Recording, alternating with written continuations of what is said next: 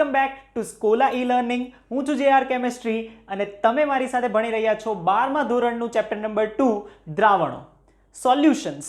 આપણે દ્રાવણો વિશે વાત કરી રહ્યા હતા અને એની અંદર આપણે જે છે એ યુનિટ્સ ઓફ કન્સન્ટ્રેશન એટલે કે સાંદ્રતાના એકમો જે છે એ ટોપિક પર આપણે આવ્યા હતા. એની અંદર આપણે જોયું કે દ્રાવણ જે છે એનું જથ્થાત્મક રીતે માપન કઈ રીતે કરી શકાય. તો જથ્થાત્મક રીતે માપન કરવા માટે આપણી પાસે એની માટે વિકલ્પ છે અને એ છે કે આપણી પાસે બહુ બધા એકમો છે કે જેના વિશે આપણે માહિતી મેળવવાના છીએ. તો આજના લેક્ચરમાં આપણે એમાંથી એક એકમ વિશે જોવાના છીએ અને એ એકમ એટલે કે મોલારિટી. મોલારિટી વિશે આપણે આ લેક્ચરમાં જોવાના છીએ. એના ઉપરથી કઈ રીતના કેટલા સૂત્ર બની શકે એ બધા વિશે આજે આપણે માહિતી મેળવશું. ચાલો તો સ્ટાર્ટ કરીએ છીએ. રાઈટ, આપણું ચેપ્ટર નંબર 2 સોલ્યુશન્સ. સોલ્યુશનની અંદર જે છે એ સ્ટાર્ટ કરીએ છીએ મોલારિટી. મોલારિટી આ શબ્દ જે છે એ અગત્યનો છે કેમ કે આના જેવો જ એક એકમ હમણાં આગળ પણ આપણે જોવાના છીએ કે જે તાપમાનથી સ્વતંત્ર એકમની અંદર આવશે અને એ એટલે કે મોલાલિટી એટલે કે મોલારિટી. આ આપણે ધ્યાનમાં રાખીશું. મોલારિટી એને આપણે શેના વડે દર્શાવીએ છીએ તો આપણને ધ્યાનમાં છે કે એને આપણે કેપિટલ M વડે દર્શાવીએ છીએ. જો સ્મોલ m હશે ને તો એ મોલાલિટી થઈ જશે એટલે અહીંયા કન્ફ્યુઝન ના થાય એ વાતનું આપણે ધ્યાન રાખીશું. ચાલો તો આપણે એને વ્યાખ્યાથી સમજીએ. પહેલા શરૂઆત કરીએ. હવે તમને એમ થાય કે સર અમારે તો ખાલી JEE નીટ માટે વ્યાખ્યાને આ બધું ઇમ્પોર્ટન્ટ નથી, ખાલી સૂત્ર ઇમ્પોર્ટન્ટ છે, ખાલી સૂત્ર કરાવીને આગળ વધો. નહીં, એવું નહીં ચાલે. શા માટે નહીં ચાલે એનું રીઝન તમને કહી દઉં કે મેં તમને કીધું હશે કે આપણે કન્વર્ઝન કરવાના છીએ. જ્યારે આપણે કન્વર્ઝન કરવાના છીએ ને ત્યારે તમને એની વ્યાખ્યા થોડા અંશે ખબર હોવી જોઈએ. થોડા અંશે કહું છું, તમારે આને ડિટ્ટો ટુ ડિટ્ટો ગોખવાની નથી. રાઈટ, થોડા અંશે તમને ખબર હોવી જોઈએ કે મોલારિટીનો મિનિંગ એવો થાય છે કે 1000 ml દ્રાવણની અંદર તમે જેટલી મોલારિટી આપેલી છે એટલા ગ્રામ પદાર્થ એટલા મોલ પદાર્થને આપણે ઓગાળેલો છે. તો આ મોલારિટીનો મિનિંગ જે છે એના વ્યાખ્યા પરથી જ સમજી શકાય અને એ વ્યાખ્યા શા માટે ઇમ્પોર્ટન્ટ છે? કન્વર્ઝન માટે. એટલે આ વ્યાખ્યા જે આપણે લખીએ છીએ ને આ આપણને યાદ હોવી જોઈએ. શા માટે? જ્યારે આપણે કન્વર્ઝન કરીશું ત્યારે ફરીથી આવશે. તો આપણને કીધું છે કે જ્યારે આપણે મોલારિટીને મેઝર કરતા હોઈએ તો એ શેમાં મેઝર કરી શકીએ? તો 1 લીટર આપણને દ્રાવણ આપેલું છે. રાઈટ, 1 લીટર દ્રાવણ. આ 1 લીટર દ્રાવણની અંદર ઓગાળેલા દ્રાવ્યના મોલને, રાઈટ, દ્રાવ્યના મોલ એને આપણે N2 વડે દર્શાવીશું અને દ્રાવણનું કદ એટલે એને આપણે V વડે દર્શાવીશું. હવે જુઓ, અત્યારે તમને જે છે ને એક સાઇન કન્વેન્શન હું થોડોક લખાવું છું. જો તમે યાદ રાખશો ને તો આપણે સૂત્રો એ રીતે જ આપણે યાદ રાખવાના છીએ. તો એ યાદ રાખવામાં તમને ઘણી સરળતા રહેશે. કઈ રીતે? તો એના માટે જે છે એ આપણે ક્રમ નક્કી કરી દઈએ. જેમ કે દ્રાવણની અંદર આપણે કહીએ છીએ કે બે વસ્તુઓ રહેલી છે. કઈ? તો પહેલી આપણે કહીએ છીએ એક છે જેને આપણે કહીએ છીએ દ્રાવક કે જે સૌથી વધારે પ્રમાણમાં છે અને બીજું છે કે જેને એની અંદર ઓગાળવામાં આવેલ છે અને એને આપણે કહીએ છીએ દ્રાવ્ય. તો આપણે એક નાનકડો સાઇન કન્વેન્શન યાદ રાખીશું. એ શું કહે છે કે જ્યારે પણ આપણે લખીએ 1, રાઈટ, લેટ સપોઝ આપણે લખીએ છીએ W1 અથવા તો જ્યારે પણ આણ્વીય દળ લખીશું તો એને લખીશું M1 અથવા તો કદ લખીશું તો એને લખીશું V1. તો આપણે જ્યારે 1 વડે લખીએ છીએ ને તો એને જનરલી, રાઈટ, ઇન જનરલ કહીએ છીએ. જુઓ, આવો કોઈ રૂલ નથી. આ તો આપણી સમજણ માટે આપણે સમજી શકીએ, સૂત્ર યાદ રાખતી વખતે આપણને સરળતા રહે એટલા માટે આપણે આ સાઇન કન્વેન્શન યાદ રાખીએ છીએ. અને એ એવું કહે છે કે જ્યારે 1 આપણે લખીશું ને તો એ દ્રાવક માટે દર્શાવીએ છીએ. દ્રાવક. અને જ્યારે આપણે જેમ કે આપણે કહીએ N1, N એટલે કે મોલ દર્શાવે અને 1 એટલે કે દ્રાવકના મોલ દર્શાવે છે. ધ્યાનમાં આવશે. બીજું સેમ આપણે કહીએ છીએ કે જ્યારે આપણે 2 વડે લખીશું ને તો એ જે છે એ દ્રાવ્ય દર્શાવશે. દ્રાવ્ય પદાર્થ. દ્રાવ્ય પદાર્થ એટલે કે જેને આપણે એની અંદર ઓગાળેલ છે અને એ એટલે કે એને આપણે W2 દર્શાવીએ. એનું આણ્વીય દળ હોય તો M2 દર્શાવીએ. એનું જો કદ હોય તો V2 દર્શાવીએ અને એના મોલને આપણે N2 દર્શાવીએ છીએ. અને જ્યારે આપણે દ્રાવણ વિશે વાત કરતા હોશું કે દ્રાવણનું કદ, દ્રાવણનું વજન એટલે કે દ્રાવ્ય પ્લસ દ્રાવક, તો તો આપણને ખબર છે કે દ્રાવક અને દ્રાવ્યનો સરવાળો થઈને શું બનવાનું છે? દ્રાવણ બનવાનું છે. તો આ બંનેનો સરવાળો એને આપણે જે છે એ કોઈ સાઇન એને અલોટ નથી કરતા, ખાલી W લખતા હશું અથવા તો ખાલી V લખતા હશું તો એનો મતલબ થશે કે દ્રાવણનું કદ અથવા તો દ્રાવણનું વજન થશે. જેમ કે આપણને અહીંયા કીધું છે કે 1 લિટર દ્રાવણ, એનો મતલબ કે આ V બરાબર 1000 ml, રાઈટ, 1000 ml. તો આ V જે છે એ આપણા માટે શું થશે? 1000 ml, રાઈટ. આ જે ડેફિનેશન છે ને એટલા માટે જ હું તમને જણાવું છું કે જ્યારે આપણે કન્વર્ઝન કરીશું ને ત્યારે આ અગત્યનું છે, રાઈટ. ત્યારે તમને ધ્યાનમાં હોવું જોઈએ કે મોલારિટીનો મતલબ થાય કે V એટલે કે 1000 ml દ્રાવણની અંદર ઓગાળેલા મોલનો જથ્થો.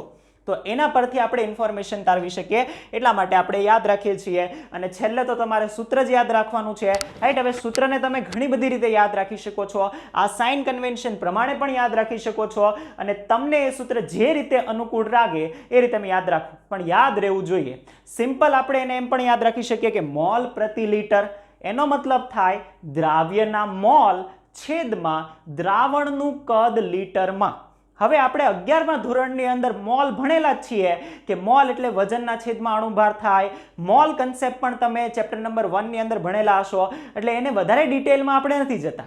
પરંતુ અત્યારે આપણે શોર્ટમાં એવી રીતે યાદ રાખી શકીએ. હા, યાદ રાખી શકો કે મોલ પ્રતિ લિટર એટલે એ શું લખી શકાય? તો કે દ્રાવ્યના મોલ n ના છેદમાં, રાઈટ, દ્રાવણનું કદ લિટરમાં, એટલે કે N2 ના છેદમાં દ્રાવણનું કદ V લિટરમાં. તો આને તમે સિમ્પલ જે છે એ લખી શકો છો સૂત્ર વડે, રાઈટ. બીજું પણ એને આપણે ઇલોબરેટ કરી શકીએ કે આ જે છે, રાઈટ, આ સૂત્રને આપણે ઇલોબરેટ કરીએ તો એનું વધારે મોટું સૂત્ર પણ શું બનાવી શકીએ? તો આ રીતે બનાવી શકીએ કે દ્રાવ્યનું વજન છેદમાં મોલ છે તો વજનના છેદમાં અણુભાર, એટલે દ્રાવ્યનું વજન છેદમાં એનું આણ્વીય દળ ગુણ્યા, હવે જો લીટરમાં કદ છે એને ml માં કન્વર્ટ કરી દઈએ તો ઉપર આવશે 1000 અને છેદમાં આવશે V in ml. V એટલે કે દ્રાવણનું કદ ml માં. એને તમે આ રીતે પણ લખી શકો છો કે molarity is equal to W2 upon M2 into 1000 divided by V in ml. ધ્યાનમાં આવશે. હવે જો આપણને એવું પૂછેલું હોય કે આની અંદરથી ક્યારેક ઘણી વખત એવું પણ બને જ્યારે તમે પ્રેક્ટિકલ કરતા હોય અને તમને આપેલું હોય કે મારે 0.1 મોલર NaOH નું જલીય દ્રાવણ 100 ml બનાવવું છે, તો એમાં કેટલા ગ્રામ NaOH ડિઝોલ્વ કરવા પડે? તો એ વખતે આપણે શું કરીશું? તો કે આ જે W2 જે છે એ W2 ને આપણે કરતા બનાવીશું. તો W2 ને જો કરતા બનાવીએ એટલે કે આપણા દ્રાવ્ય પદાર્થનું જે છે એ વજનને આપણે કરતા બનાવીએ તો આપણું સૂત્ર શું થશે? તો કે મોલારિટી ગુણ્યા આપણું જે આણ્વીય દળ છે એને આપણે કહીએ છીએ ગ્રામ મોલેક્યુલર વેઇટ, એટલે કે ગ્રામ આણ્વીય દળ, એટલે કે આણ્વીય દળ ગ્રામમાં છે, અને ઇન્ટુ V in ml, અને આ જે છે 1000 આવશે છેદમાં. ધ્યાનમાં આવશે. તો તમે આમાં જે છે આપણે બીજું કંઈ નથી કર્યું, માત્ર આને કરતા બનાવ્યું છે, રાઈટ. તો આ આપણે જે છે એ સૂત્ર કહીએ છીએ. હવે સૌથી અગત્યનો પાર્ટ શરૂ થાય છે, કેમ કે આ વસ્તુ તો જે છે ને એ 11માં પણ તમે ભણેલા જ હતા, રાઈટ. આ વસ્તુ તો જે છે એ કોમન છે, સૂત્ર તો બધાને આવડે, વ્યાખ્યા પણ કદાચ તમને યાદ જ હોય. તો આ તો આપણે 11માં ભણેલા જ હતા. નવું જે આપણા માટે છે એ હવે શરૂ થાય છે, અને એ એટલે કે મોલારિટી જે છે એ કઈ રીતે ફેરફાર પામશે જ્યારે હું એનું મંદન કરું. મંદન એટલે શું? તો કે મારી પાસે 0.1 મોલર NaOH નું જલીય દ્રાવણ છે, 100 ml છે, એમાં હું હજી 100 ml પાણી ઉમેરીશ તો શું થયું કહેવાય? તો એને કહેવાય મંદન. મંદનનો મતલબ થશે કે એમાં પાણી ઉમેરવાથી, એટલે કે એને મંદ દ્રાવણ, ડાયલ્યુટેડ સોલ્યુશન, એનું ડાયલ્યુશન કરવાથી શું થાય છે એ. તો મંદન વખતે જે છે એ આપણે કયું સૂત્ર વાપરી શકીએ? તો મંદન વખતે તમે આ સૂત્ર વાપરી શકો, પણ એમાં જે છે એ હું તમને થોડું નોટ કરાવીશ, તમારે યાદ રાખવાનું છે કે તમે આ સૂત્રથી એનું મંદન ફાઇન્ડ કરી શકો. M1V1 M1 into V1. આ M1 શું છે? તો કે મંદન પહેલા મોલારિટી. M1 એટલે મંદન પહેલાની મોલારિટી, અને V1 એટલે કે મંદન પહેલાનું કદ. મંદન પહેલા કદ. અને એ કયું કદ છે? તો કે દ્રાવણનું કદ છે. દ્રાવણનું કદ જેને આપણે V કહેતા હતા. રાઈટ. તો એ છે. હવે અગત્યનું છે, જુઓ અહીંયા ઘણા બધા છોકરાઓ કન્ફ્યુઝ થાય છે અને મિસ્ટેક પણ કરે છે. આના બરાબર તમે જે છે M2V2 લખી શકો.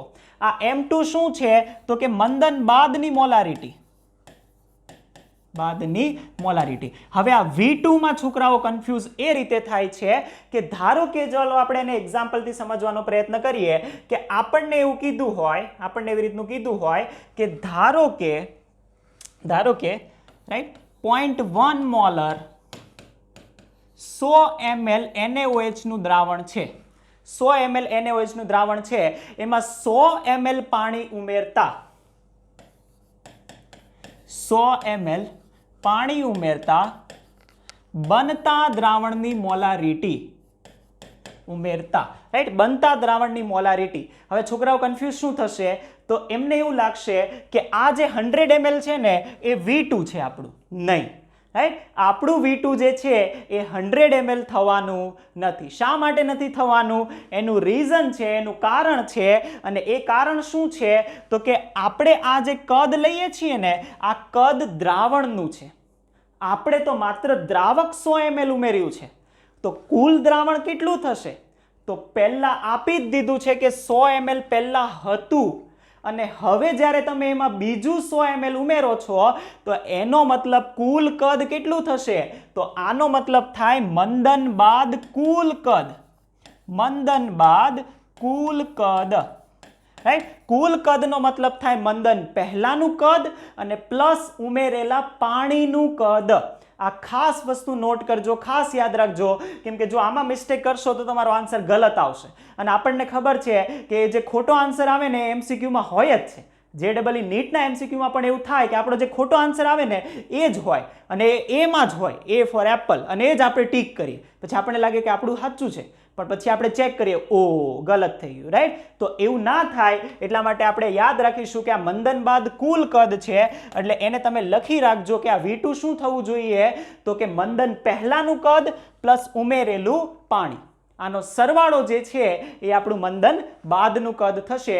તો તમે આ ક્વેશ્ચન જે છે એ જાતે કરી શકો છો, રાઈટ. તો તમારે જાતે કરવાનો છે, નોટબુકમાં નોટ કરજો અને કમેન્ટ સેક્શનમાં આનો આન્સર લખજો, રાઈટ. કે કમેન્ટ સેક્શનમાં આપણો આ જે પહેલો ક્વેશ્ચન છે આનો આન્સર તમે લખશો કે આ કઈ રીતનો કેટલો આન્સર આવશે, રાઈટ. ધ્યાનમાં આવશે. હવે જ્યારે પણ મંદન થતું હોય તો એની મોલારિટી જે છે એ આ રીતે બદલાશે, તો આ આપણે યાદ રાખવાના છીએ. ચાલો, બીજું આપણે કહીએ છીએ જેવી રીતે આપણે મંદન કરીએ છીએ અને મોલારિટી બદલાય છે એવી રીતે બીજું એક અગત્યનું છે અને એ છે તટસ્થીકરણની પ્રક્રિયા. તટસ્થીકરણની પ્રક્રિયા, આ પ્રક્રિયા જે છે ને એ સમજવા માટે નોર્માલિટી થકી આ સમજી શકીએ.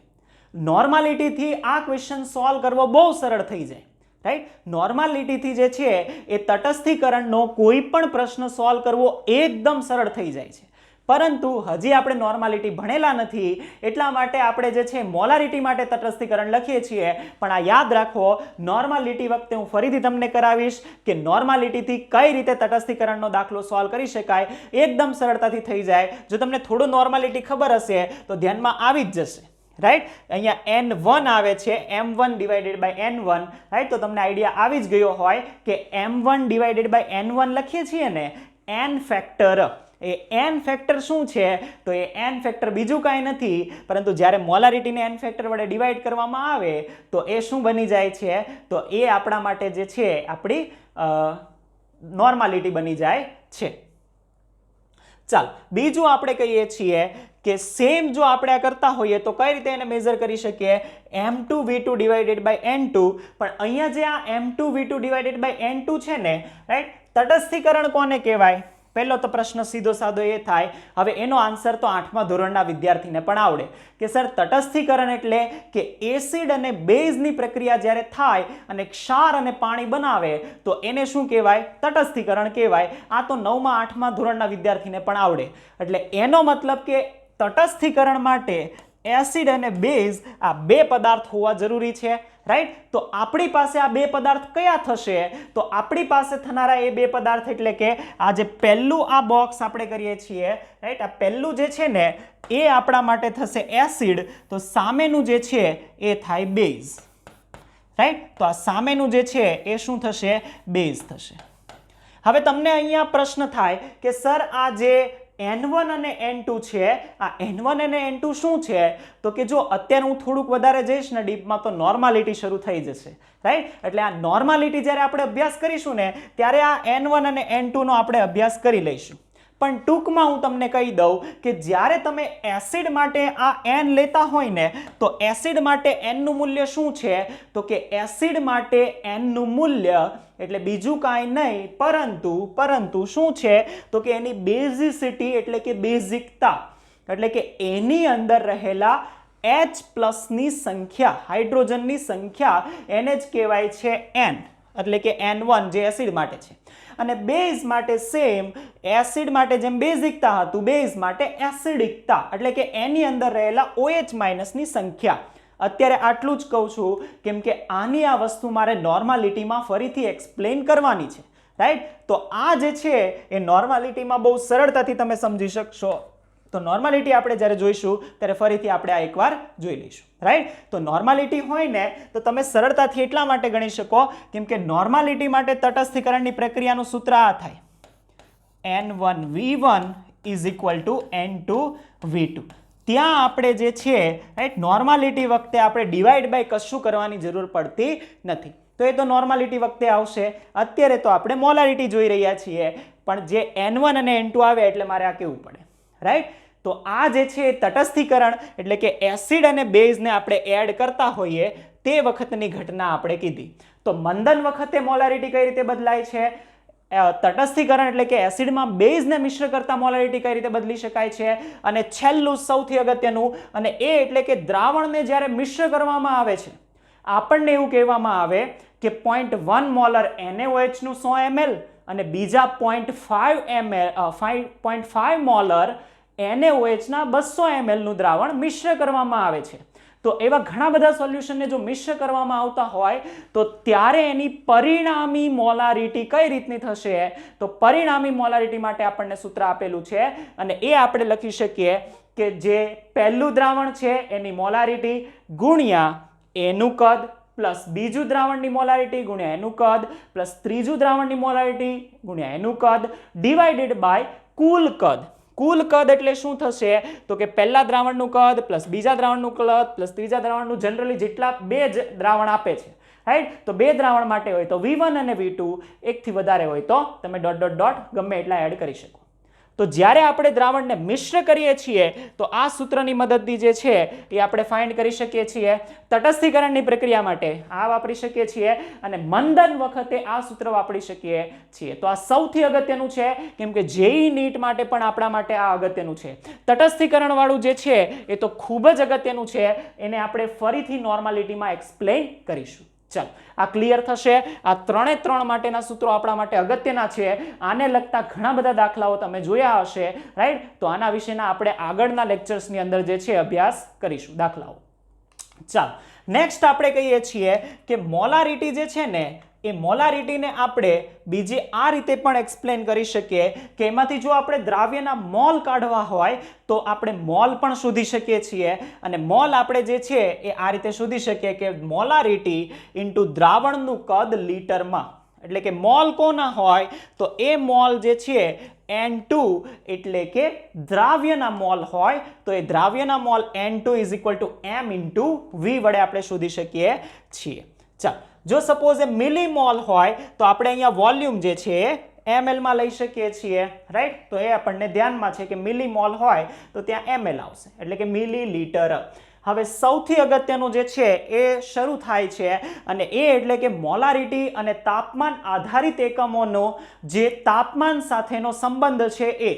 હવે જુઓ, આ સંબંધ મોલારિટી માટે, નોર્માલિટી માટે અને ફોર્માલિટી માટે સમાન રહેશે. એટલે હવેના મુદ્દા તમે મોલારિટી માટે પણ, રાઈટ, નોર્માલિટી માટે પણ અને ફોર્માલિટી માટે પણ લખી શકો છો, રાઈટ? તો એ સેમ જ રહેશે.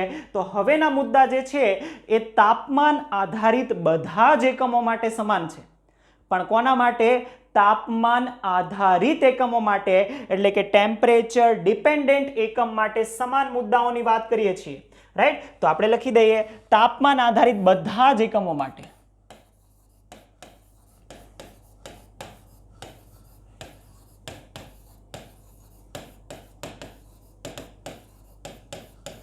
તાપમાન આધારિત બધા જ એકમો માટે જે છે એ આપણા માટે સેમ રહેશે. આ બધી જે હવે પોઈન્ટ આપણે લખવાના છીએ. પહેલો પોઈન્ટ આવી જ ગયો છે અને એ આપણે હમણાં જોયું કે મોલારિટી કદના વ્યસ્ત પ્રમાણમાં છે, કેમ કે આપણે કીધું પ્રતિ લીટર. પ્રતિ લીટરનો મતલબ થાય કે કદ છેદમાં આવશે તો મોલારિટી જે છે એ કદના વ્યસ્ત પ્રમાણમાં છે. એટલે જેમ જેમ આપણે દ્રાવણનું કદ વધારતા જશું એમ એમ જે છે એ શું થશે તો કે એની મોલારિટી ઘટતી જશે. તો આ કદના કેવું છે તો કે વ્યસ્ત પ્રમાણમાં છે. હવે આપણી પાસે એક બે પ્રશ્ન છે અને એ પ્રશ્ન એવો છે કે તાપમાન જો વધારવામાં આવે તો મોલારિટી શું થાય? તાપમાન વધારતા મોલારિટી શું થશે? અને વાઇસે વર્સા બીજો પ્રશ્ન એવો પણ ઉદ્ભવે કે જો તાપમાન ઘટાડવામાં આવે તો મોલારિટી શું થશે? બંનેનો આન્સર બહુ સરળ છે અને તાપમાન અને કદના સંબંધ પર આધારિત છે. પહેલું આપણે હમણાં જ જોયું અને એ એટલે કે મોલારિટી એ કદના વ્યસ્ત પ્રમાણમાં છે. એટલે જો તમે કદ વધારશો તો મોલારિટીનું મૂલ્ય શું થશે તો કે જેમ જેમ કદ વધારશો એમ મોલારિટી ઘટશે. અને જો આપણે કદ ઘટાડીએ, રાઈટ, કદ ઘટાડીએ તો મોલારિટી વધશે. આ બધાને ક્લિયર છે, રાઈટ? તો આના આધાર પર આપણે તાપમાનને સાંકળીએ છીએ કે તાપમાન વધારતા કદ કઈ રીતે બદલાય છે. ચાલો વિચારો જોઈએ કે તાપમાન જે છે, રાઈટ, ધારો કે આપણે લઈએ કે એક કપની અંદર મેં પાણી લીધેલું છે 100 ml છે.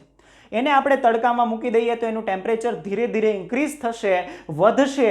અને જો તાપમાન વધે તો એનું કદ શું થાય?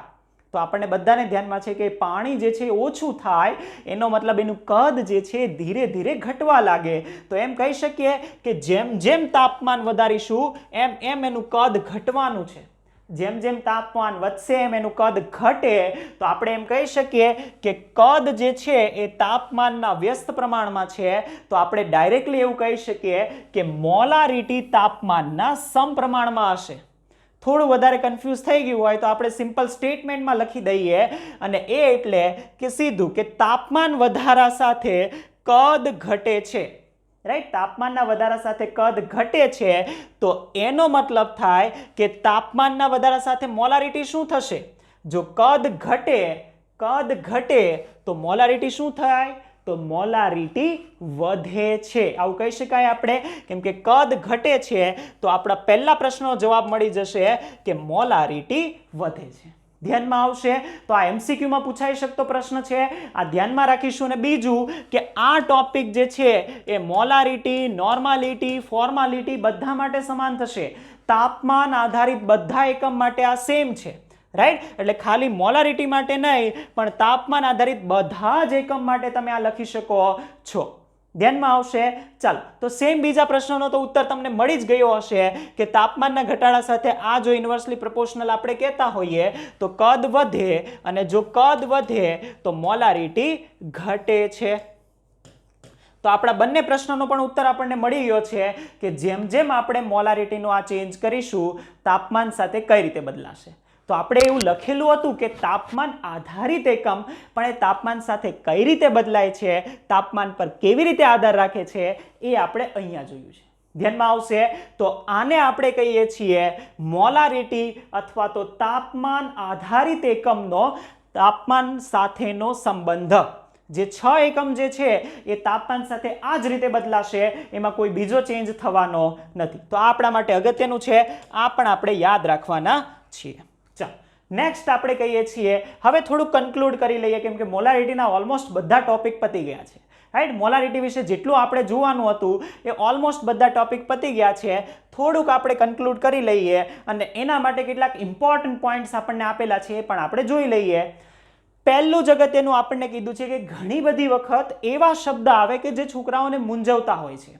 જેમ કે મોલારિટીનું વેલ્યુ ના આપે પણ એની જગ્યાએ એક નાનકડો શબ્દ લખી દે અને એ શબ્દો આવા હોય છે જેમ કે ડેસીમોલર, સેન્ટીમોલર, સેમીમોલર, મિલીમોલર.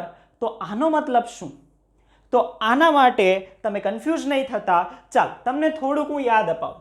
તમે 11મા ધોરણમાં ચેપ્ટર નંબર 1 ની અંદર ભણેલા જશો કે ડેસી, ડેકા, સેન્ટી, મિલી, માઇક્રો, નેનો, ગીગા, ટેરા, પેટા આ બધા શબ્દો વિશે તમે પરિચિત હશો, રાઈટ? આ બધા શબ્દો શું સૂચવતા હતા તો કે પૂર્વક હતા.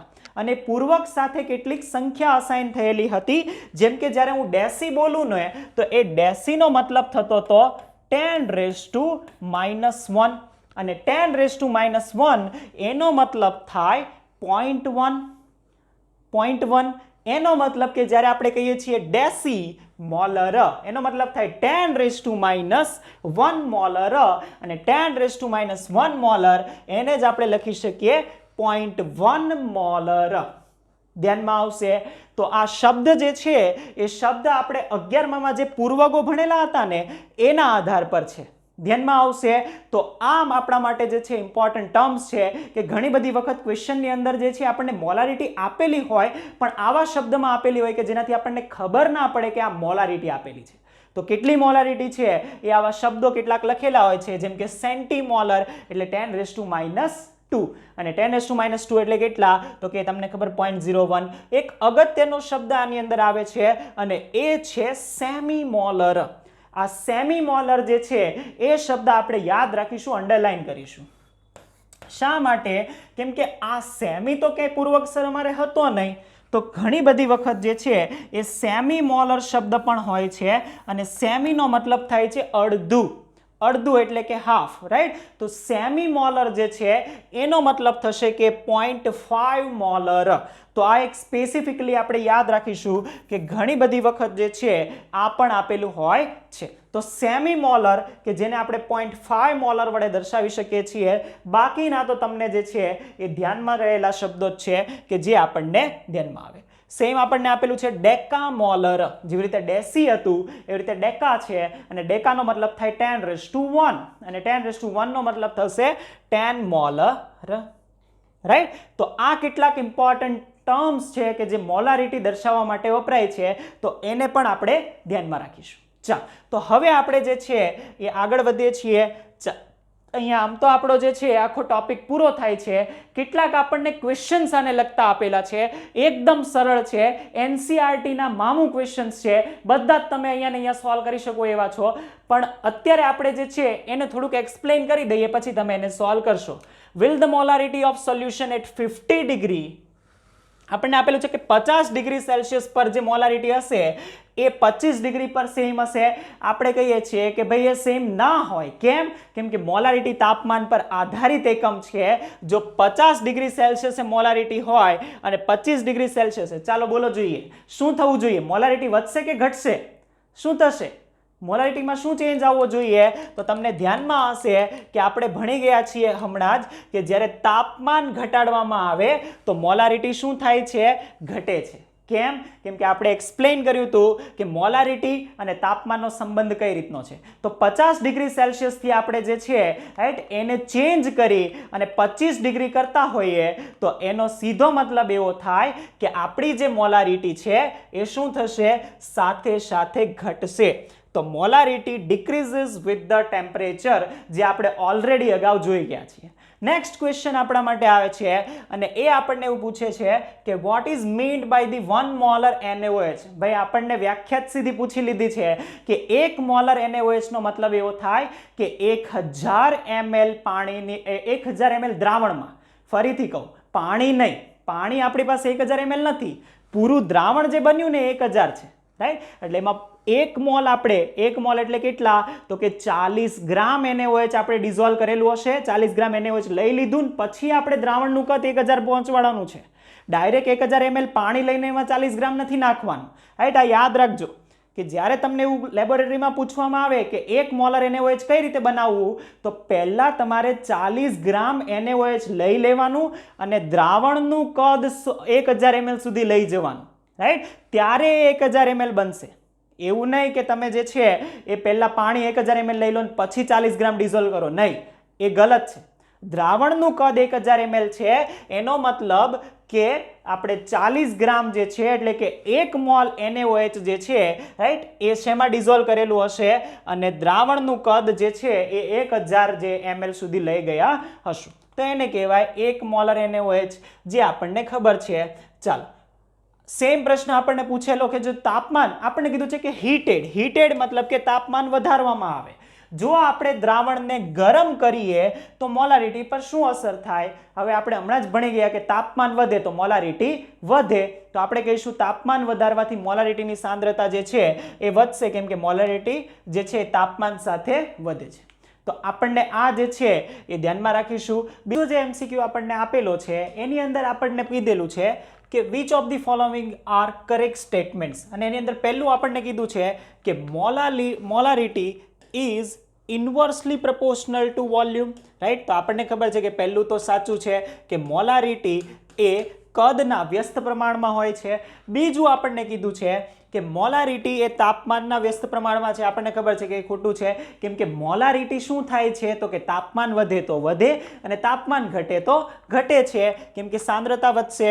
ત્રીજું સ્ટેટમેન્ટ જે છે એ પણ સાચું છે, તો આપણે કહીએ ત્રીજું સ્ટેટમેન્ટ પણ સાચું છે. અને છેલ્લે આપણને કીધું છે બોથ A એન્ડ B, આ C હોવું જોઈએ, કેમ કે તાપમાન જેમ જેમ વધશે ને એમ શું થશે તો કે તાપમાન વધે એમ આપણે હમણાં જ જોયું કે તાપમાન વધારા સાથે શું થાય તો કે આપણે ઓલરેડી આગળ જોઈ ગયા કે જેમ જેમ તાપમાન વધશે એમ એમ શું થશે તો કે જેમ જેમ તાપમાન વધશે એમ એમ મોલારિટી જે છે એ પણ વધે, કે તાપમાનના વધારા સાથે જે છે મોલારિટી વધે છે એનું કારણ આપણે જોઈ ગયા છીએ, રાઈટ? તો આ પણ આપણને ધ્યાનમાં આવે કે મોલારિટી શા માટે વધે છે તાપમાન સાથે, શા માટે ઘટે છે, રાઈટ? તો આ પણ આપણે જે છે એ આ MCQ દ્વારા એક્સપ્લેન કરી શકીએ છીએ. તો આ તો નાનકડા જે છે એ MCQs હતા કે જે આપણે જે છે રાઈટ આગળની જે સ્ટેટમેન્ટ જોયા હતા એના આધારે આપણે આન્સર કરી શકીએ. અહીંયા જે છે એ આપણે આ લેક્ચર પૂરો કરીએ છીએ, રાઈટ?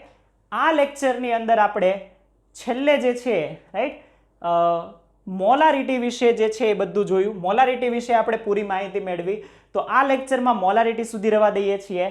નેક્સ્ટ લેક્ચરની અંદર જે છે એ આપણે નોર્માલિટી વિશે જોઈશું. તો આજના લેક્ચરમાં આપણે મોલારિટી રહેવા દઈએ છીએ. Thank you so much.